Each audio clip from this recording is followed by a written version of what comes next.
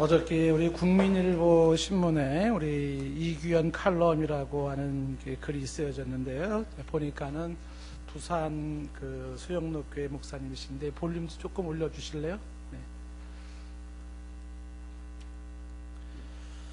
예, 우리 그 제목이 선을 지키면 선이 된다 이런 얘기 있어요. 선을 지키면 선이 된다. 그럴 때 앞에 선자는 선자 이렇게 라인 있죠, 줄. 그래요. 모든 삶에는 선이 있는데 그 선을 잘 지키면 선이 된다. 두 번째 선은 이제 착할 선자.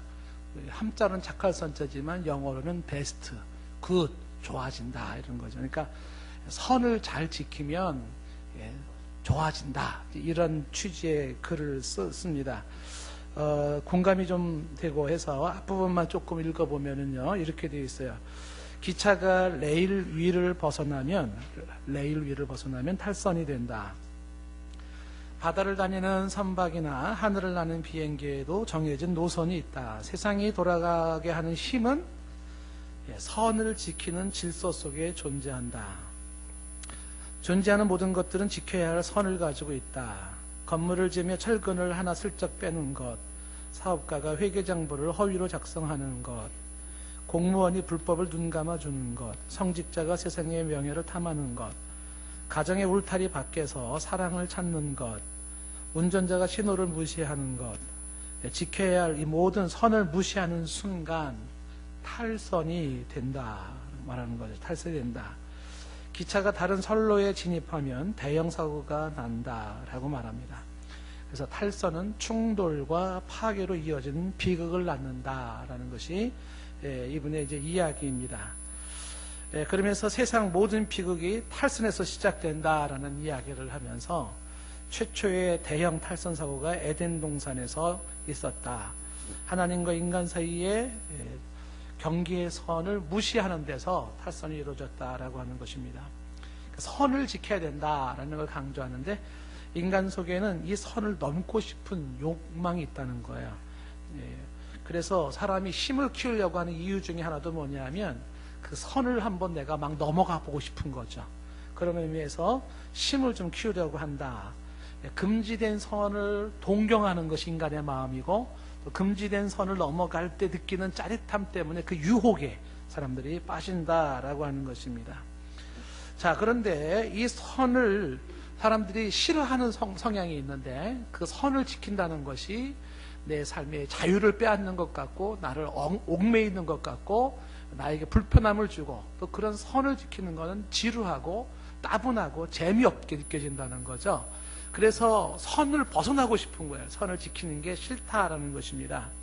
그런데 기차에게 레일은 그건 구속의 굴레가 아니라 그것은 기차의 존재를 가능하게 하는 힘이다라는 이야기를 하는 것이죠.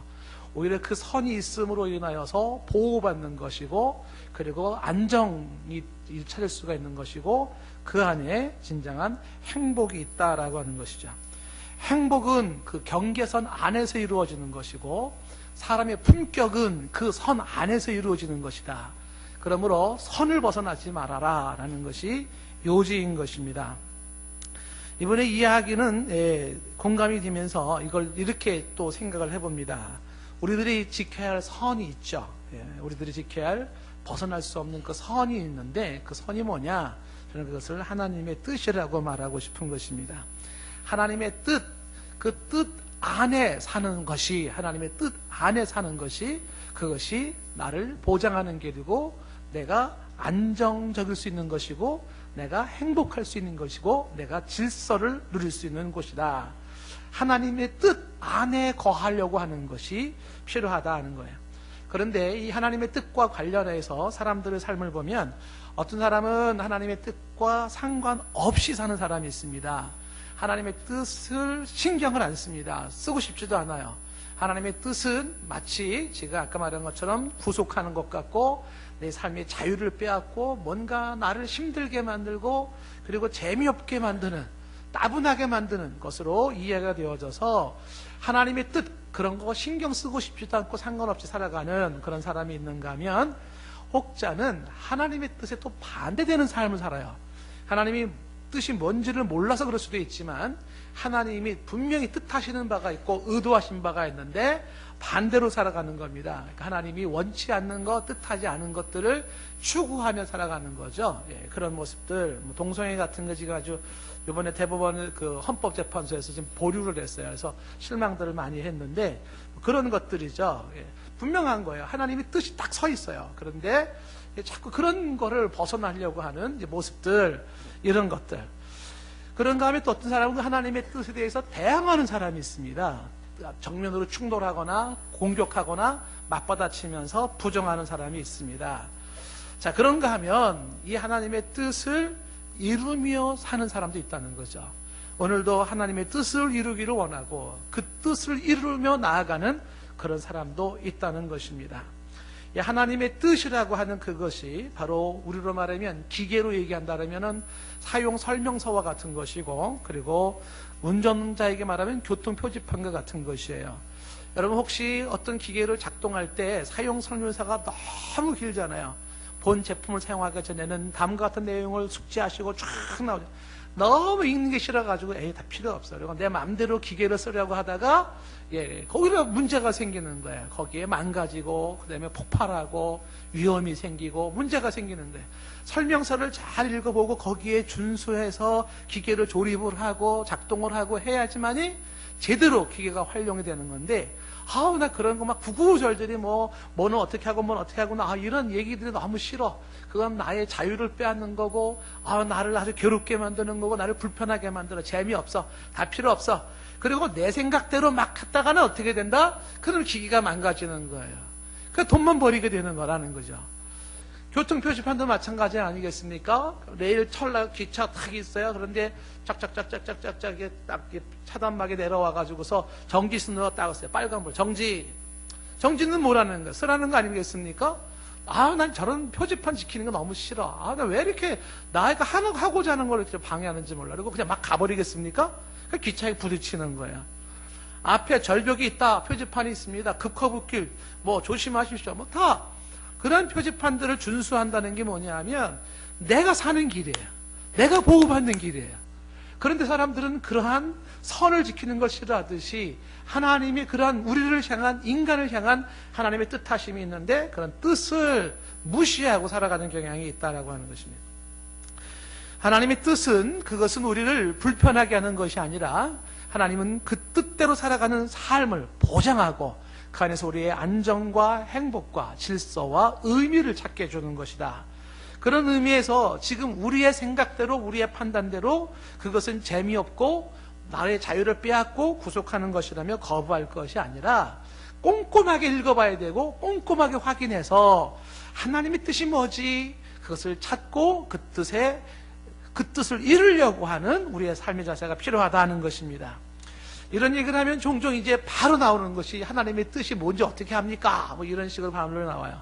물론 그것도 공부를 해야 되지만 지금 말씀드리는 것은 그것이 중요한 게 아니에요. 더 중요한 게 뭐냐면 내 마음속에 나는 하나님의 뜻을 이루려는 사람인가? 아니면 난 하나님의 뜻 같은 거 상관없이 살아가는 사람인가? 혹은 하나님의 뜻과 반대되는 삶을 살고 있지는 않은가? 이 문제에 대한 고민이 필요하다는 것이거든요. 그게 내 삶의 질, 내 삶의 상태를 결정하기 때문이라는 것입니다. 자, 오늘 말씀에서 우리는 하나님의 뜻을 이루는 사람들 몇 사람을 주목을 좀 해보려고 하는 것입니다. 하나님의 뜻을 이루는 사람들, 대표적인 사람으로 오늘 말씀에서 우리 바울을 좀 보게 되는데요. 이 사도 바울은 2차 전도 여행을 이제 마무리 짓는 시점입니다. 그런데 바울이 어떻게 하나님의 뜻을 이루어 나가는가 보면 18절 말씀에 보면은 바울이 끝부분에 바울이 일찍이 서원이 있으므로 갱거리에서 머리를 깎았다라는 얘기가 나옵니다. 바울이 머리 깎은 이야기가 지금 18장 끝부분에 나와 있죠. 머리를 왜 깎았냐 하면 서원이 있었기 때문에 깎았다라고 하는 것입니다. 자, 이것이 무슨 얘기냐면 이 서원이라고 하는 것이 나시린의 서원이에요. 지금 사도 바울은 그동안 나시린의 서원을 했고 그리고 그 서원이 끝나는 시점에 머리를 깎았다라고 하는 것입니다. 나시린의 서원이라는 게 뭐냐라는 것을 보면 민수기 6장에 이 나시린에 대한 서원 얘기가 쭉 잘 나와 있지만 그 나시린이라는 이 말의 뜻이 구별하다, 성별하다 그런 뜻이에요. 그래서 자신이 구별되기를 원했고 자신이 거룩하게 성별되기를 원했던 것이 바울입니다. 보통 이런 나시린의 서원을 누가 하는 거냐면 뭔가 하나님 앞에 중요한 문제를 해결해야 할 때라든지 어떤 걸 응답을 받아야 할 때 나시린 서원을 하지만, 그러나 이 나시린 서원은 어떤 사람이 하냐면 온전한 모습으로 철저하게 헌신하여서 신앙의 순수성을 지키며 하나님의 나라를 한번 내가 지켜보겠다, 이런 마음의 결단을 하는 사람이 나시린으로 서원을 합니다. 그렇게 해서 나는 이제부터 내 삶을 구별시키겠습니다. 내 삶을 성별하겠습니다. 하나님의 나라를 위하여서 나의 순수한 신앙을 지키기 위해서 내 자신을 철저하게 헌신하며 온전히 헌신하겠습니다라고 서원을 하는 거예요. 서원 예식 절차에 밟아서 서원을 하는 것이죠. 그렇게 서원을 해서 이 나시린이 이제 두 종류로 나누어지는데, 그렇게 종신 나시린으로, 평생 나시린으로 내 평생 삶을 그렇게 하겠습니다, 이렇게 평생 나시린으로 서원하는 경우가 있죠. 예를 들면 삼손이라든지 사무엘이라든지 세례 요한이라든지 이런 사람들은 평생 나시린으로 성별한 사람이에요. 그다음에 또 한 종류의 나시린은 일정 기간 동안을 서원하는 겁니다. 그래서 30일 단위를 기점으로 해서 하나님 앞에 내가 지금부터 언제까지를 내가 이렇게 성별하겠습니다 라고 하며 서원을 하는 거예요.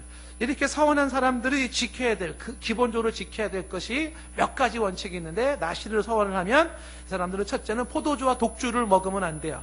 그것은 온전한 정신과 영혼 상태를, 온전한 영혼 상태를 유지해야 되기 때문에 절대 포도주와 독주를 가까이 하면 안 되고, 두 번째가 머리를 자르면 안 돼요. 우리말로는 이제 머리 자른다면 다 이해하죠? 머리 자른다는 게 이거를 이렇게 자르는 게 아니에요. 머리카락을 자르는 거예요. 그렇죠? 예. 참, 헤어커트지 헤드커트는 아니에요.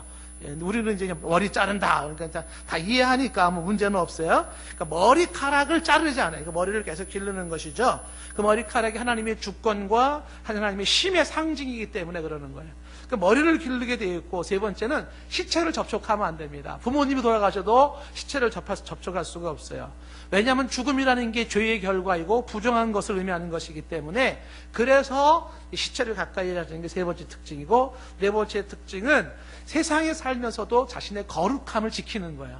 세상 사람처럼 살아가는 게 아니라 거룩함을 지키는 거죠. 이런 식으로 해서 성별된 삶을 표시를 합니다. 자, 이런 모습 속에서 바울이 지금 나시린으로서의 서원이 끝난 거예요. 그래서 이제 갱그리아에서 머리를 깎게 되었다라고 하는 것입니다. 그 머리를 깎음으로써 서원을 일단 마무리 지었다. 긴 머리카락을 자른 것이죠. 2차 전도여행을 끝나는 시점에서 바울이 머리를 깎았습니다. 이 얘기는 그동안 바울의 삶은 어떤 삶이 있냐면 하나님 앞에 서원한 삶이었었다는 것이에요. 어떻게 서원했습니까? 내가 철저하게 주님의 뜻을 이루기를 원합니다 하는 거죠. 철저하게 헌신하기를 원했고 온전히 헌신하기를 원하여서 서원한 거예요. 그렇죠? 서원한다는 것 스스로가 그 서원으로 자기를 묶는 거 아니겠습니까? 그렇죠?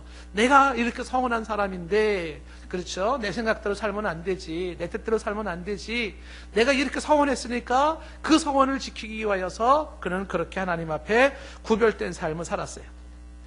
누구보다도 하나님의 뜻을 이루기를 간절히 원했던 사도 바울의 모습인 것입니다. 하나님의 뜻을 이루기 위해서 서원했던 바울의 모습, 이것이 바로 지금까지 바울의 모습이었다는 것입니다. 자, 그러면서 사도 바울이 하나님의 뜻을 이루기를 원했던 그 사도 바울의 마음이 또 어떻게 나타났냐 하면, 두 번째가 19절에 보면 에베소에서 전도를 하는 것입니다. 19절에 보면 에베소에서 그들이 와서 하는 것이 뭐냐면, 19절에 그들이라는 게 이제 앞에 나와 있는 브리스길라와 아고라를 말하는 거지만, 그들을 거기 머물게 하고 바울은 회당에 들어가서 유대인과 또 변론을 하기 시작했습니다. 이 변론했다라는 것이 앞에 나왔던 사도행전 17장 2절에 강론했다, 그 다음에 17장 17절에 변론했다, 그 다음에 20장 7절에 가면 또 강론했다는 얘기가 나오는데, 다 같은 얘기예요. 영어로 reason. 그 이유를 대다라는 그런 얘기예요. 그러니까 바울의 전도 방식이잖아요. 바울의 전도 방식은 그냥 막무가내로 우격다짐으로 막 밀어붙이는 게 아니에요. 막 구걸하는 게 아니라 왜 예수를 믿어야만 되는지, 왜 예수가 그리스도인지, 그분이 우리 인생에 왜 필요한 것인지를, 그거를 변론, 그냥 합리적으로 논리적으로 변호하고 증명하면서 설명하고 설득하는 거예요. 때로는 변호하고 변증하고 증명하고 등등을 통해서 이게 뭐냐면 reason, 변론했다라는 뜻이에요. 변론했다. 자, 이렇게 해서 사도 바울은 지금 에베소에서도 뭐 하냐면 회당에 들어가서 유대인들에게 전도했다는 겁니다. 뭐 하는 거죠? 하나님의 뜻을 이루어 드리는 것이죠. 하나님의 뜻이 바로 이와 같은 영혼을 구원하는 것이기 때문에 그는 그렇게 했다라는 것입니다. 아시다시피 사도 바울의 삶에 있어서 가장 그를 힘들게 한 게 누구냐면 유대인들입니다. 돌을 던진 사람, 시기한 사람, 질투한 사람. 좀 전에 고린도에서만도 이 바울이 어땠습니까? 유대인들의 그 재판에 밀어붙이면서 그렇게 이제 사람들을 고소했었던 적이 있었지 않습니까? 그때 바울이 얼마나 실망했는지 이제 옷을 털면서 너희들과 나는 상관이 없다. 너희들의 피가 너희 머리로 돌아간다. 이렇게까지 얘기했었어요. 그게 유대인들입니다. 그런데 지금 바다 건너 에베소 와서도 지금 바울이 뭐하냐면 유대인들이 있는 회당에 찾아가서 그들을 전도했다라고 하는 것입니다. 그런 사람들이 실망시켰다고, 그런 사람들이 상처를 줬다고 해서 그가 이 전도를 포기하지 않는 것이죠. 사람들의 시기와 목숨의 위협을 느껴도 바울은 또 찾아가는 것이 그들이에요. 유대인들, 그리고 전도하는 것입니다. 포기할 수 없는 유대인들은 여전히 사도 바울의 1차 전도 대상이에요. 내 종족, 동족이기 때문에 그런 것이죠. 비록 사람들 중에 일부 유대인들이 나를 향하여 그렇게 실망을 시키고 고통을 주었다 할지라도 유대인 전체를 거부할 수가 없었어요. 전체를 비난할 수가 없었습니다. 그래서 그는 그들이 있는 곳을 찾아가서 오늘도 그렇게 예수는 그리스도라고 증거하며 전도를 했다는 것입니다. 사도 바울이 어디를 가든지 항상 예수는 그리스도라고 전도를 합니다. 영혼을 구원하기를 원합니다. 이유는 그것이 하나님의 뜻이기 때문에. 하나님의 뜻을 이루어 드리기를 원했던 그의 참 간절한 모습을 보는 겁니다. 그 길이 얼마나 어렵고 자신을 힘들게 하는 것인지 뻔히 알면서도 지금도 여기서 유대인들에게 이렇게 전도했다가 또 무슨 봉변을 당할지 충분히 예측할 수 있음에도 불구하고 그렇게 하는 것은 하나님의 뜻을 이루어 드리길 원하는 것이 그의 소원이었어요. 아버지의 뜻을 이루고 하나님의 뜻을 이루겠다라고 하는 모습인 것입니다. 이 사도 바울이 이 전도를 통하여 이렇게 하나님의 뜻을 이루기를 원했던 참 그 애절한 장면이 이제 우리 앞으로 봐야 할 거를 예습 삼아 본다면 사도행전 20장 22절 말씀에 나와 있어요. 거기 보면 예루살렘에 보라 이제 나는 성령이며 예루살렘으로 가는데 거기서 무슨 일을 당하는지 알지 못한다라고 말을 하죠.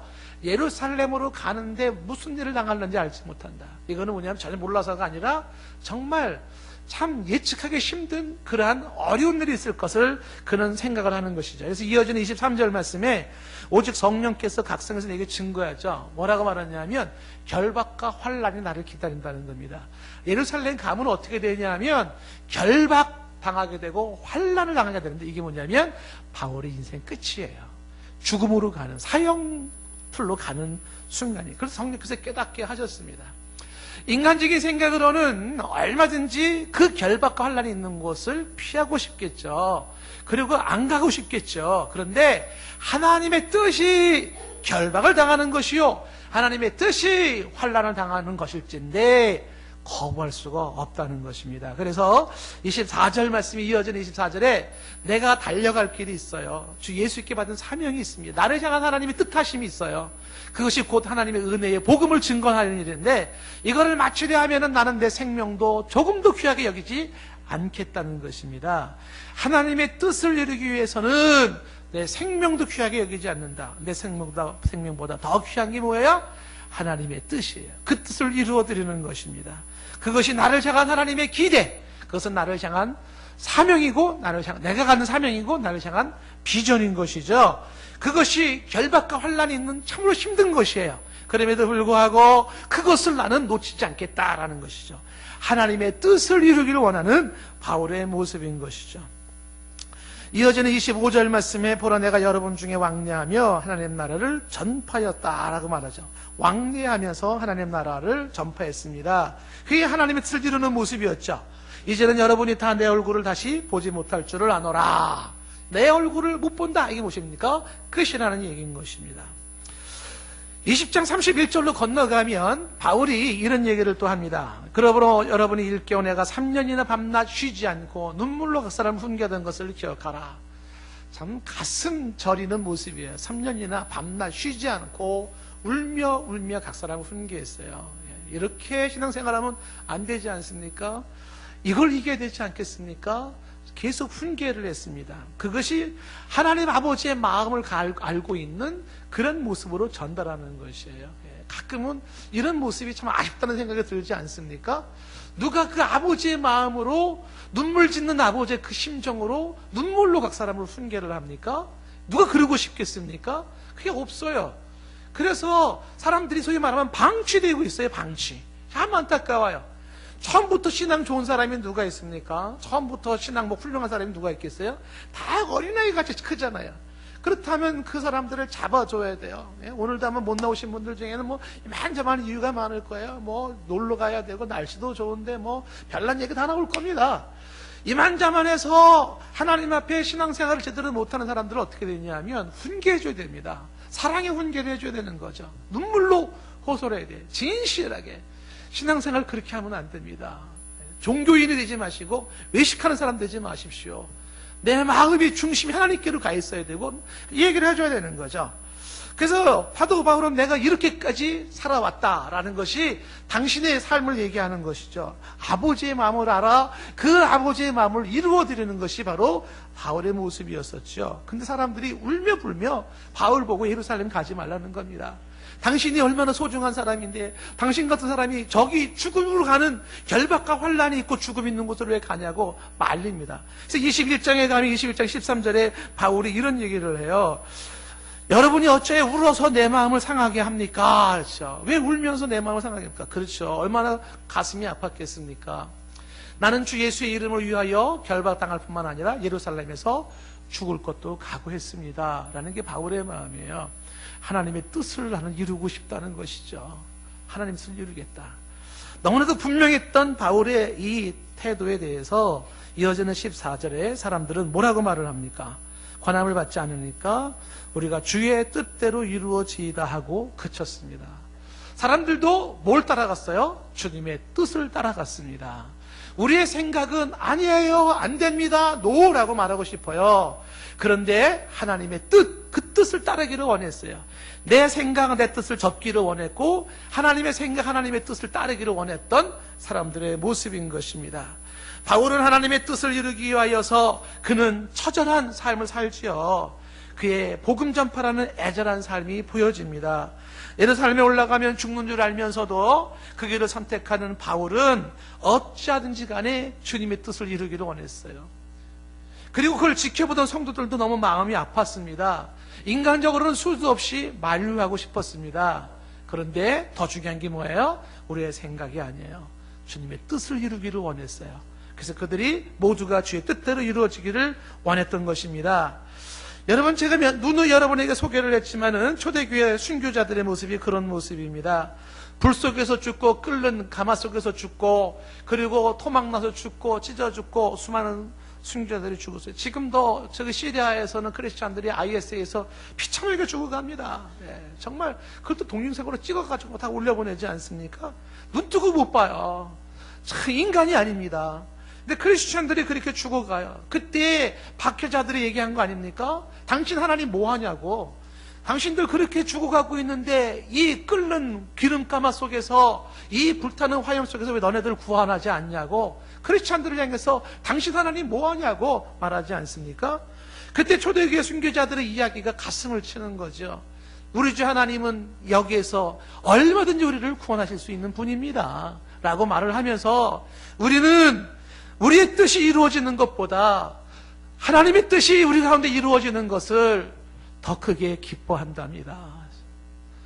우리의 뜻이 이루어지는 것이 중요한 게 아니라 우리를 향한 하나님의 뜻이 이루어지는 것을 그들은 더 크게 기뻐했다는 거죠.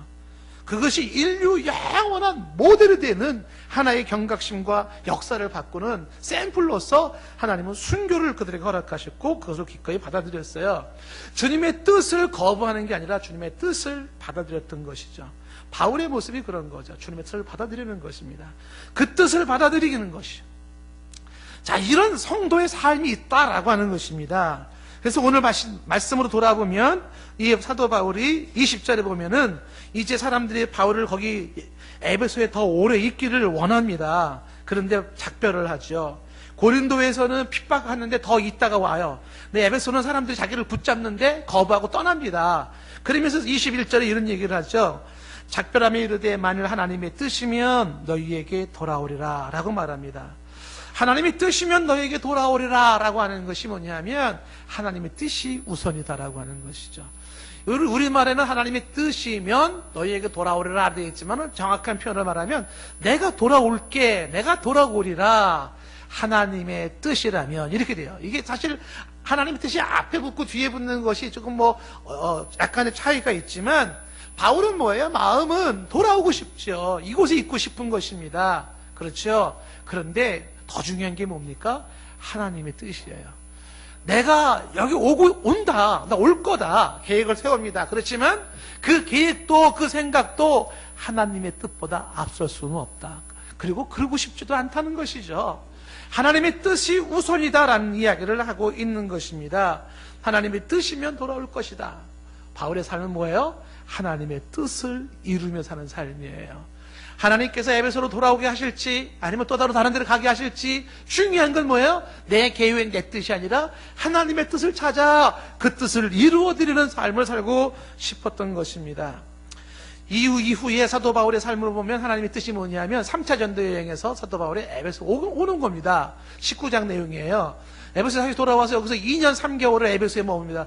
가장 오랜 기간을 머물죠. 그 2년 3개월 동안 그 에베소에 머물면서 에바브로와 빌레몬 같은 사람들을 전도하고 그들을 회심하게 되는 것이죠. 그리고 2년 3개월의 기간을 지나서 다시 3차 전도여행을 끝내고 돌아올 때 에베소 오려고 할 때 들어오지 못해요. 성령이 막죠. 그래서 밀레도라고 하는 곳에서 에베소 장로들을 불러들여가지고 대화 나누는 장면이 아까 우리가 보았던 장면입니다. 근데 에베소 들리지 못하고 이제 바울은 로마로 죄수가 되어 끌려간 상태에서 감옥 안에서 편지를 쓰는 거죠. 에베소 교회를 향한 편지를 쓰는 거죠. 그게 에베소서예요. 신약성경.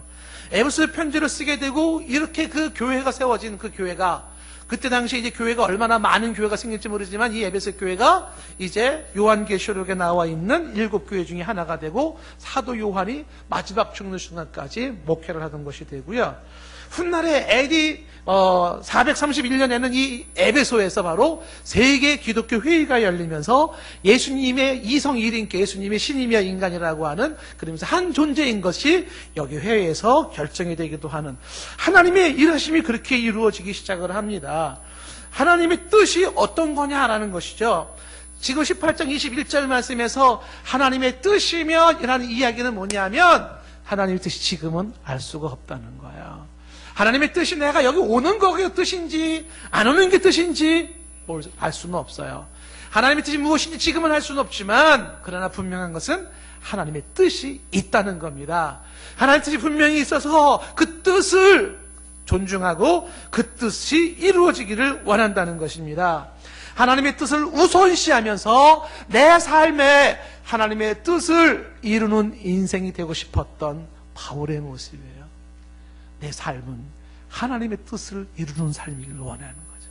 인간적인 생각, 세상적인 생각, 수많은 것들이 있지만 아닙니다. 나는 내 생각, 내 계획, 내 본능, 세상의 시선, 세상의 가치관, 세상의 원리 이런 모든 것들에 의해서가 아니라 하나님의 뜻을 이루고 싶은 거예요. 하나님의 뜻을 이루고 싶었던 거예요. 그것이 눈으로 봤을 때는 내 생각과 반대예요. 내가 원치 않는 것이기도 하고 세상 사람들이 봤을 때는 바보같이 보이는 것이고 미련하게 보이는 것일 수도 있어요. 그러나 그게 중요하지 않아요. 하나님의 뜻을 이루기를 원했던 것입니다. 22절 말씀에 바울이 가이사랴에 상륙해서 교회의 안부를 묻지요. 교회 안부를 묻는 이유도 하나님의 뜻이 바로 교회를 향한 마음이기 때문에 그랬습니다.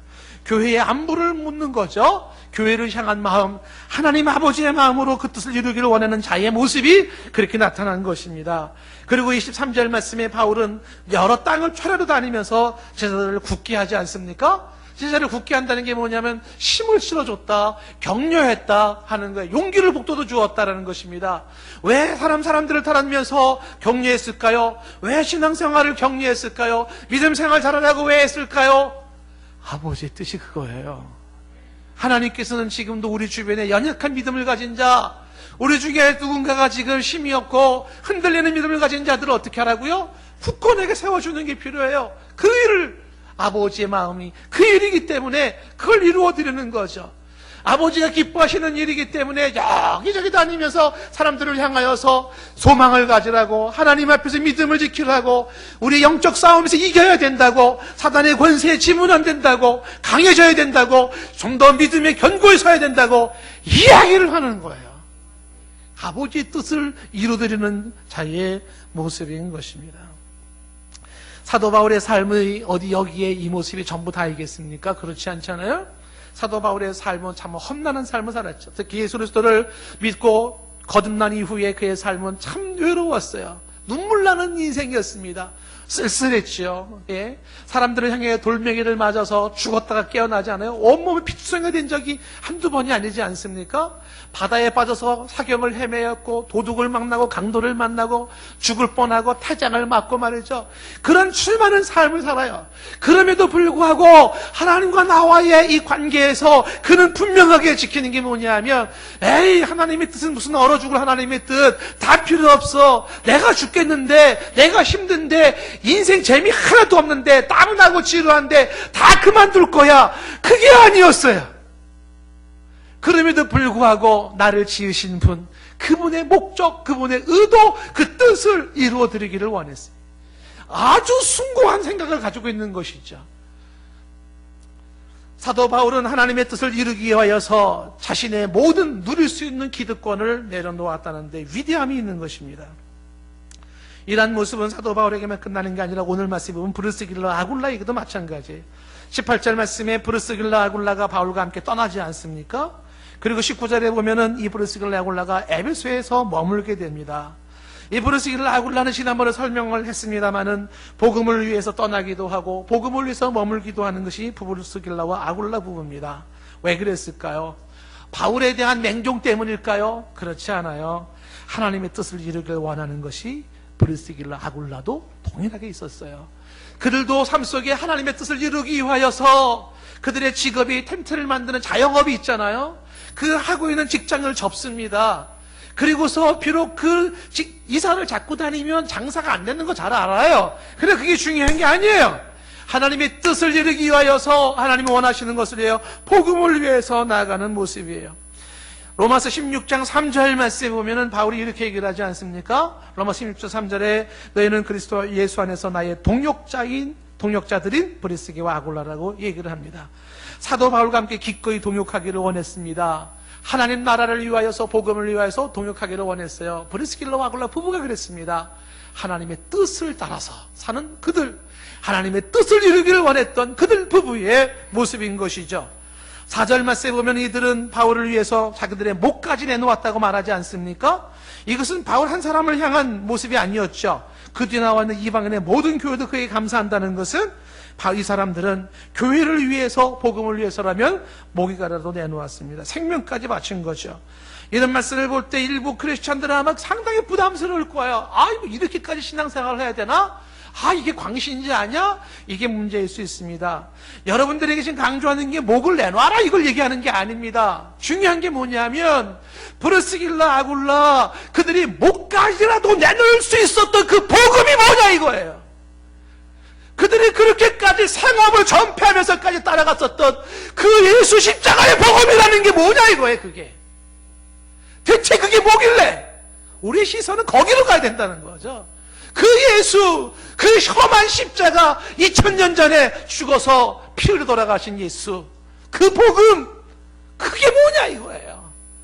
정말 이렇게까지 자신의 생업을 전폐하면서까지 뭐라도 내놓을 만큼 그만큼의 가치가 있는 것이고 그만큼의 의미가 있는 것일까? 바울처럼 내 인생을 다 접으면서까지 거기에 올인할 만한 가치가 있는 것일까? 이 고민을 해야 된다는 거예요. 이 고민을.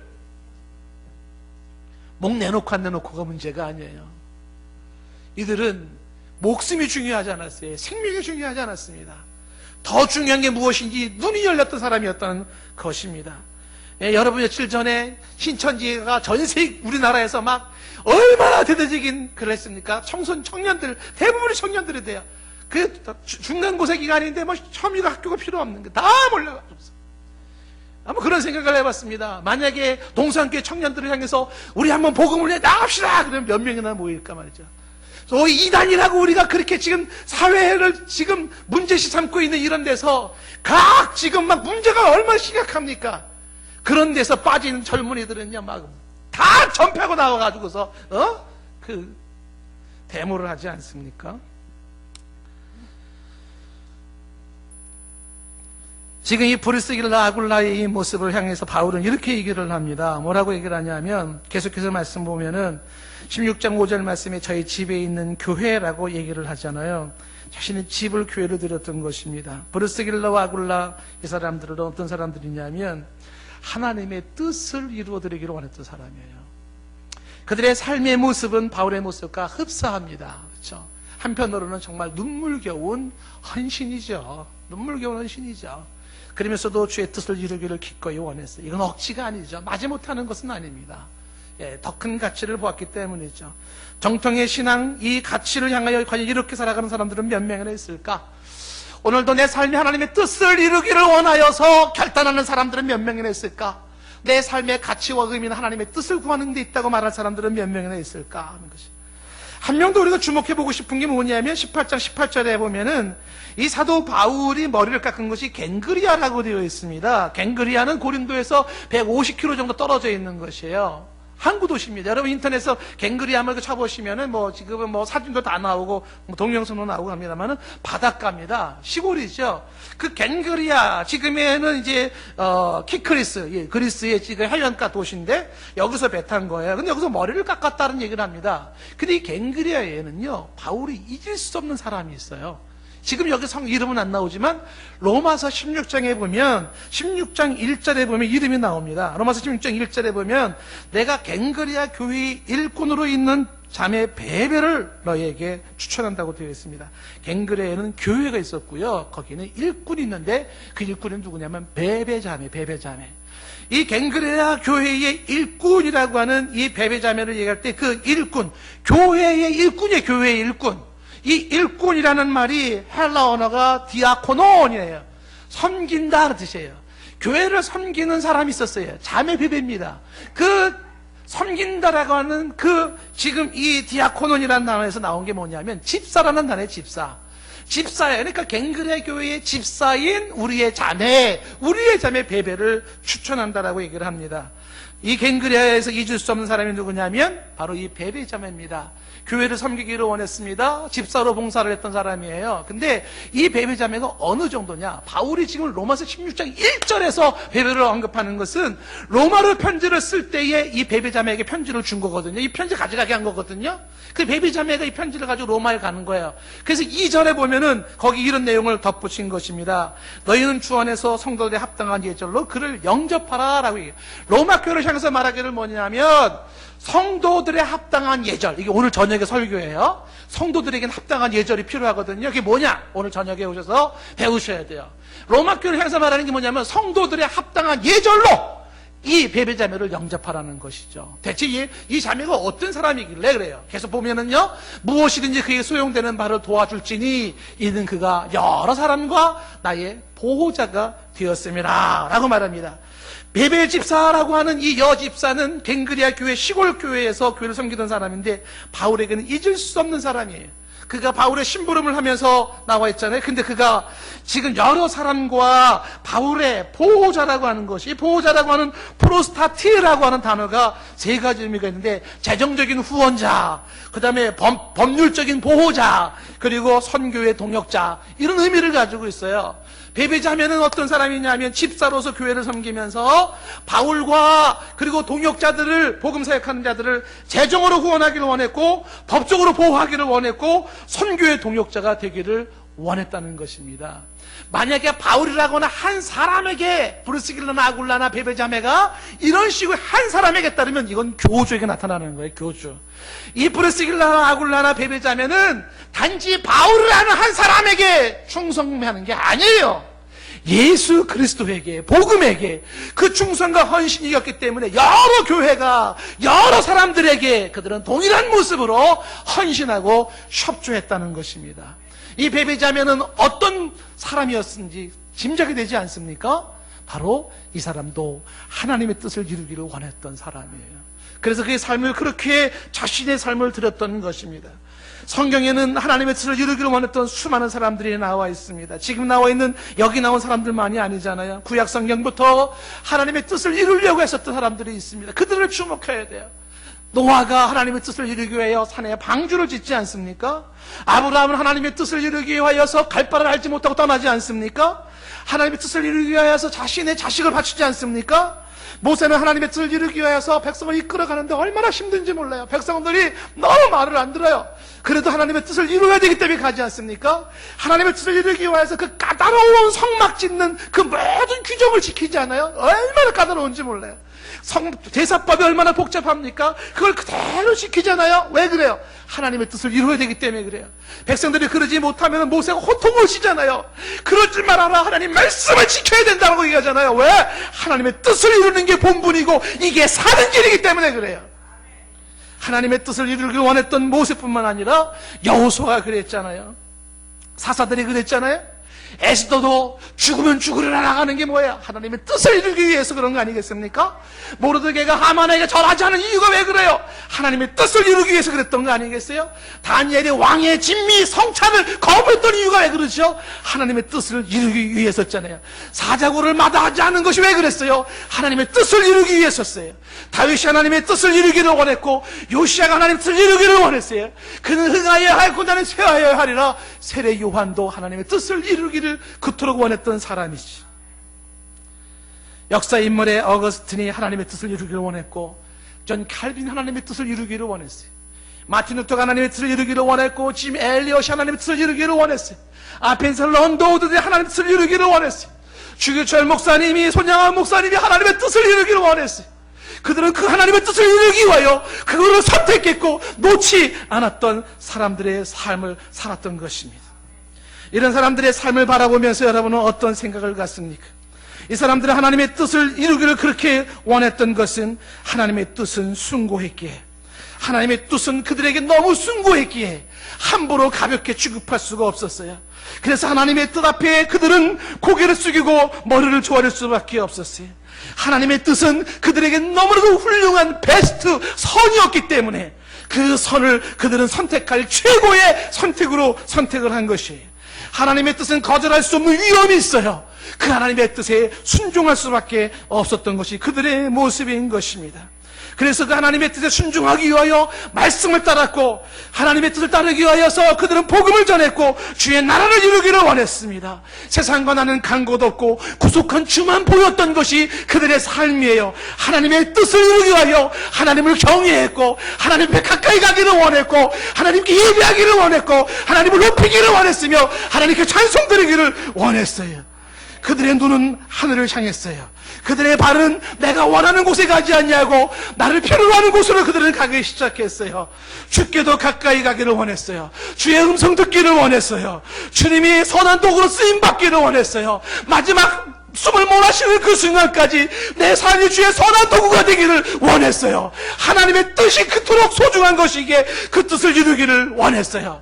지금도 어떤 사람들은 하나님의 뜻과 상관없이 살아가고, 어떤 사람들은 하나님의 뜻이 보기 싫다고 거부하고 싶고, 하나님의 뜻 나를 비극으로 몰아낸다고 말하는 사람이 있고, 하나님의 뜻을 향하여 대적하는 사람이 있어요. 그런데 진실로 하나님께 제대로 된 사람들은 하나님의 뜻을 이루기를 원했어요.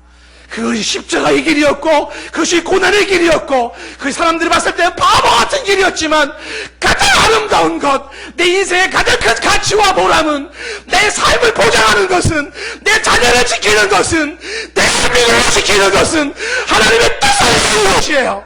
그래서 하나님의 뜻을 이루기 위하여서 그들은 그렇게 울면서까지 그 길을 걸어갔던 것이지. 하나님의 뜻을 이룬다는 것은 나의 자유를 빼앗는 것이 아니고 나를 불행하게 만드는 게 아니에요. 그게 나의 삶의 가치를 만들고 삶의 질서를 만들고 옳고 그름이 무엇인지 판단력이 쓰게 하고 선우가 무엇인지를 알게 하고 삶이 어떤 방향으로 가야 할지 알게 하는 목표를 제시해 주는 선한 것이에요. 하나님의 뜻 안에, 서론에서 얘기한 것처럼 선을 지킬 때 선이 있는 것처럼 하나님의 뜻 안에, 그 안에 머물 때 인생의 행복이 있는 것이고, 하나님의 뜻 안에 머물 때 거기에 삶의 질서가 있는 것이고, 하나님의 뜻 안에 머물 때 거기에 아름다움이 있는 것이고, 하나님의 뜻 안에 있을 때 거기에 살만 나는 인생, 삶의 가치, 삶의 의미, 삶의 보람은 거기서 살아나기 시작하는 것이죠. 기차의 레일이 구속이 아니라 존재를 가능케 하는 힘인 것처럼 하나님의 뜻은 나를 나되게 만들며 내 삶을 의미있게 만드는 것이죠. 우리의 삶을 돌아보셔야 됩니다. 하나님의 뜻을 이루기를 원하셨나요? 아니면 그 뜻과 상관없이 살으셨나요? 그래서 결과가 어땠나요? 오늘이라도 내가 하나님의 뜻을 이루기 원하는 그런 사람이 되보겠다는 결단을 해보지 않겠습니까? 하나님의 뜻을 이루는 것은 세상적으로는 재미없어 보일지 모르지만 거기에 하나님의 거룩한 놀라운 역사가 있어요. 저는 오늘 설교를 마치면서 여러분에게 예수 그리스도의 고민을 소개하고 싶습니다. 십자가의 형벌을 두고 예수 그리스도께서 겟세마네 동산에서 기도하시죠. 그 기도하는 장면이 마태복음 26장에 나와 있습니다. 마태복음 26장 37절 말씀에 이 겟세마네 동산에 예수님께서 베드로와 세베대의 두 아들을 데려가시면서 뭐라고 말하냐면 고민하고 슬퍼했다고 해요. 마태복음 26장 37절 말씀. 고민하고 슬퍼하사. 여러분, 예수님이 고민이 생겼어요. 예수님이 슬펐습니다. 그것이 인간적인 모습이죠. 지극히 인간적인 모습입니다. 그러면서 이어지는 38절 말씀에 예수님이 이렇게 말을 하죠. 이에 말씀하시되 내 마음이 매우 고민하여 죽게 되었다고 말합니다. 여러분, 고민하며 죽게 된 주님의 이 심정을 한번 생각을 해보십시오. 왜 그럴까요? 하나님 아버지의 뜻을 이루는 것은 예수님은 처절하게 십자가에 죽는 것이었어요. 그 앞에서 그는 갈등하고 그 앞에서 고민하고 그 앞에서 슬퍼하는 것은 인간적인 모습이에요. 여러분, 이런 상황에 주어진다면 어떻게 했을까요? 사도 바울이 환난과 결박이 앞에 있을 때 어떻게 했습니까? 피하고 싶지 않겠습니까? 거부하고 싶지 않겠습니까? 그렇게 살고 싶지 않지 않겠습니까? 이것이 보통 사람들이 갖는 모습이에요. 주님도 죽고 싶을 만큼 힘들었어요. 어떻게 찌르는 칼이 안 아플 수가 있겠으며 박는 못이 안 아플 수가 있겠어요? 어떻게 찌르는 가시관이 아프지 않을 수 있겠어요? 어떻게 뺨을 맞고 벌거벗겨지고 침뱉음 당하는 게 모욕적이지 않을 수가 있겠습니까? 그게 아버지께 나를 향한 모습이었었어요. 그때 예수님은 이렇게 기도를 하지요. 42절 말씀, 예수님께서 기도하시기를 39절 말씀에 이렇게 땅에다 얼굴을 대고서 말씀하셔요. 내 아버지의 만일 할만하시거든 이 잔을 내게서 지나가게 하옵소서. 인간적인 모습이에요. 그러나 나의 원대로 마옵시고 아버지의 원대로 하옵소서. 주의 뜻을 받아들이겠다는 겁니다. 나를 향한 주님의 뜻을 받아들이겠다는 것이죠. 거부하지 않겠다는 것입니다. 42절 말씀에 두 번째 나아가서도 기도합니다. 내 아버지의 만일 내가 마시지 않고는 이 잔이 내게서 지나갈 수 없거든 아버지의 원대로 되기를 원합니다라고 말했죠. 예수 그리스도의 삶이 아버지의 뜻을 이루어드리는 것이었고, 그래서 인류의 영원한 구속을 이루시고 저와 여러분에게 새 생명을 안겨주신 거예요. 아버지의 뜻을 이루어드렸던 수많은 선조들의 삶이 있었고, 지금도 이 땅에서 하나님의 뜻을 우선으로 여기면서 그 뜻을 이루기를 원하는 사람들이 있습니다. 그들의 삶은 인간적으로 봤을 때는 참으로 재미없는 삶이고 바보 같은 삶일지는 몰라요. 어쩌면 하나님의 뜻을 이루어드리기 위해서 오늘도 십자가의 길을 선택했고, 그리고 눈물을 쏟고 있을지 모릅니다. 아버지 무섭습니다. 두렵습니다. 슬픕니다.